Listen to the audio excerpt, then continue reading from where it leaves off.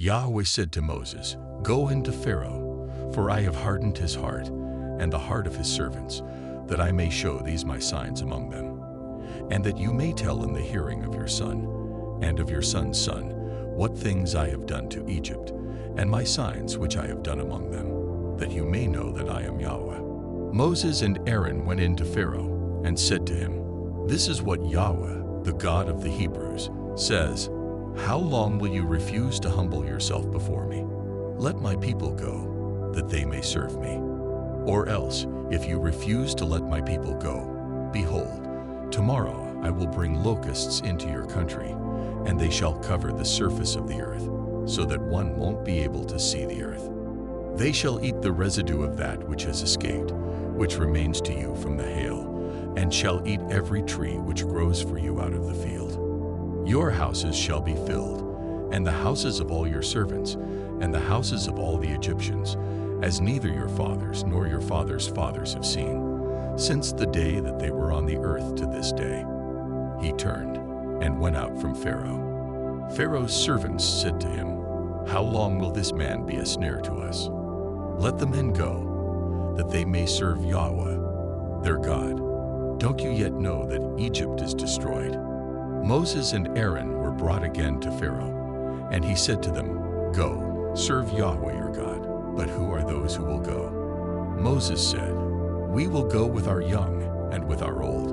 We will go with our sons and with our daughters, with our flocks and with our herds, for we must hold a feast to Yahweh." He said to them, "Yahweh be with you, if I let you go with your little ones.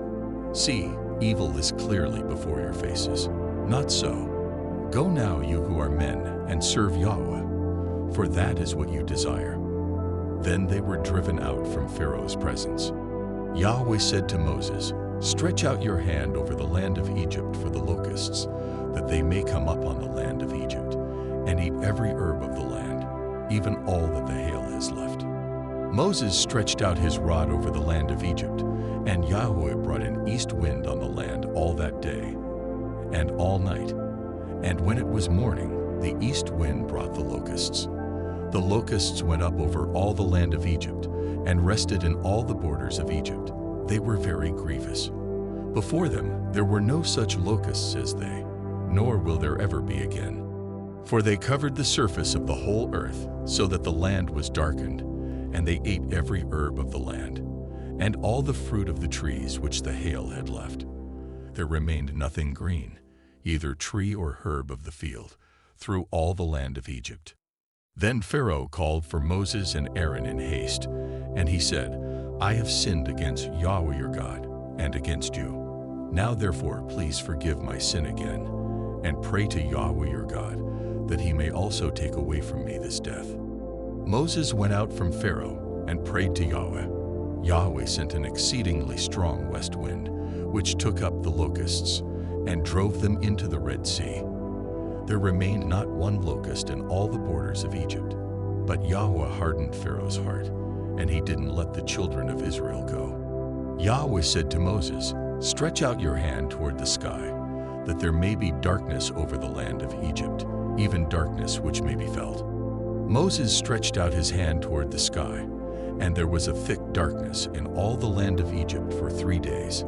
They didn't see one another, and nobody rose from his place for 3 days. But all the children of Israel had light in their dwellings. Pharaoh called to Moses and said, "Go, serve Yahweh. Only let your flocks and your herds stay behind. Let your little ones also go with you." Moses said, "You must also give into our hand sacrifices and burnt offerings, that we may sacrifice to Yahweh our God. Our livestock also shall go with us. Not a hoof shall be left behind, for of it we must take to serve Yahweh our God. And we don't know with what we must serve Yahweh until we come there." But Yahweh hardened Pharaoh's heart, and he wouldn't let them go. Pharaoh said to him, "Get away from me. Be careful to see my face no more. For in the day you see my face, you shall die." Moses said, "You have spoken well. I will see your face again no more." Yahweh said to Moses, "I will bring yet one more plague on Pharaoh and on Egypt. Afterwards he will let you go. When he lets you go, he will surely thrust you out altogether. Speak now in the ears of the people, and let every man ask of his neighbor, and every woman of her neighbor, jewels of silver and jewels of gold. Yahweh gave the people favor in the sight of the Egyptians. Moreover, the man Moses was very great in the land of Egypt, in the sight of Pharaoh's servants, and in the sight of the people. Moses said, "This is what Yahweh says. About midnight I will go out into the middle of Egypt, and all the firstborn in the land of Egypt shall die, from the firstborn of Pharaoh, who sits on his throne, even to the firstborn of the female servant who is behind the mill, and all the firstborn of livestock. There will be a great cry throughout all the land of Egypt, such as there has not been, nor will be any more. But against any of the children of Israel a dog won't even bark or move its tongue, against man or animal, that you may know that Yahweh makes a distinction between the Egyptians and Israel.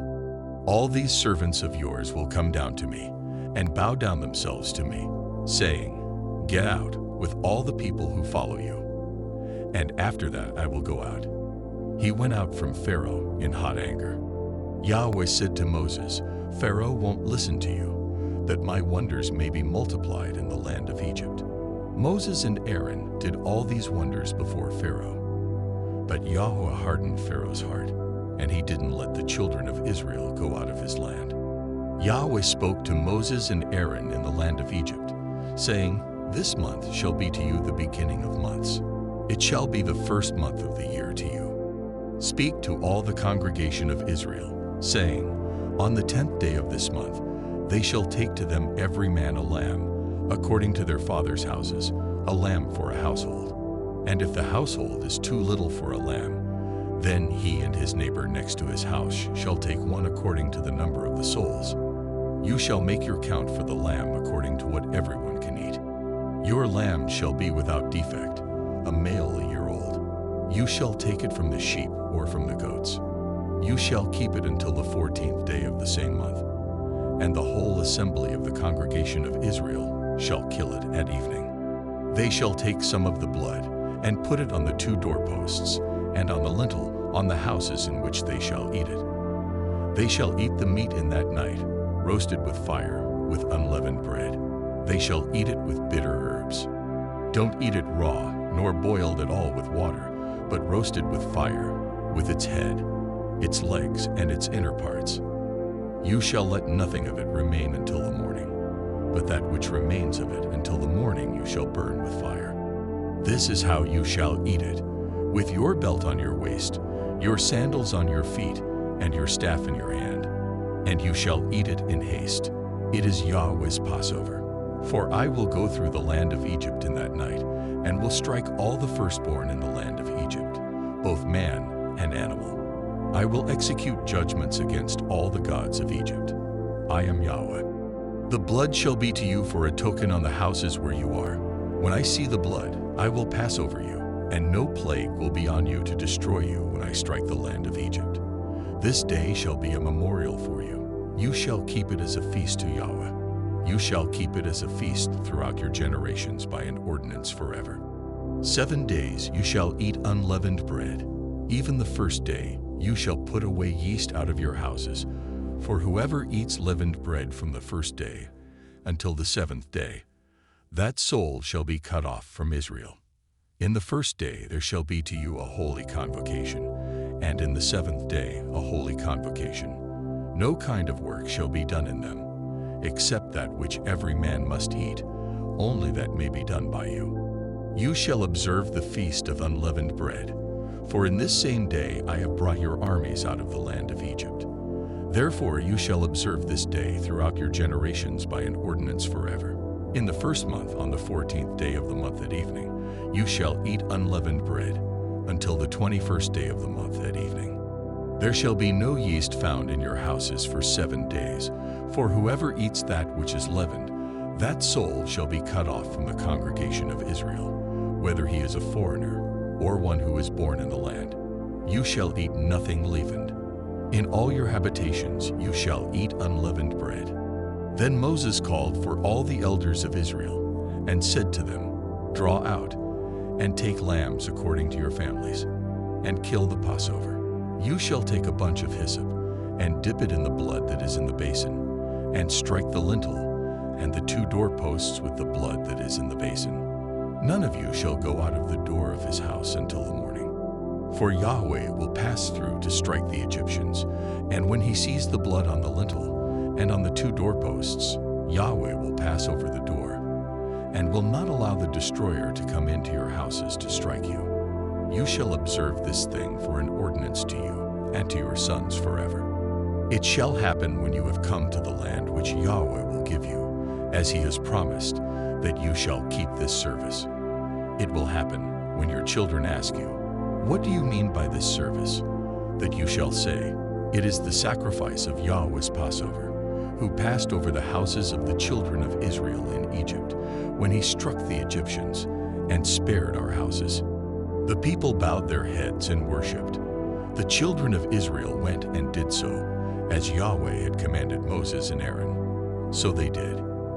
At midnight, Yahweh struck all the firstborn in the land of Egypt, from the firstborn of Pharaoh, who sat on his throne, to the firstborn of the captive who was in the dungeon, and all the firstborn of livestock. Pharaoh rose up in the night, he and all his servants, and all the Egyptians. And there was a great cry in Egypt, for there was not a house where there was not one dead. He called for Moses and Aaron by night, and said, "Rise up, get out from among my people, both you and the children of Israel, and go, serve Yahweh, as you have said. Take both your flocks and your herds, as you have said, and be gone, and bless me also." The Egyptians were urgent with the people to send them out of the land in haste, for they said, "We are all dead men." The people took their dough before it was leavened, their kneading troughs being bound up in their clothes on their shoulders. The children of Israel did according to the word of Moses, and they asked of the Egyptians jewels of silver and jewels of gold and clothing. Yahweh gave the people favor in the sight of the Egyptians, so that they let them have what they asked. They plundered the Egyptians. The children of Israel traveled from Ramesses to Succoth, about 600,000 on foot who were men, in addition to children. A mixed multitude went up also with them, with flocks, herds, and even very much livestock. They baked unleavened cakes of the dough, which they brought out of Egypt, for it wasn't leavened, because they were thrust out of Egypt, and couldn't wait, and they had not prepared any food for themselves. Now the time that the children of Israel lived in Egypt was 430 years. At the end of 430 years, to the day all of Yahweh's armies went out from the land of Egypt. It is a night to be much observed to Yahweh for bringing them out from the land of Egypt. This is that night of Yahweh, to be much observed by all the children of Israel throughout their generations. Yahweh said to Moses and Aaron, "This is the ordinance of the Passover. No foreigner shall eat of it, but every man's servant who is bought for money. When you have circumcised him, then shall he eat of it. A foreigner and a hired servant shall not eat of it. It must be eaten in one house. You shall not carry any of the meat outside of the house. Do not break any of its bones. All the congregation of Israel shall keep it.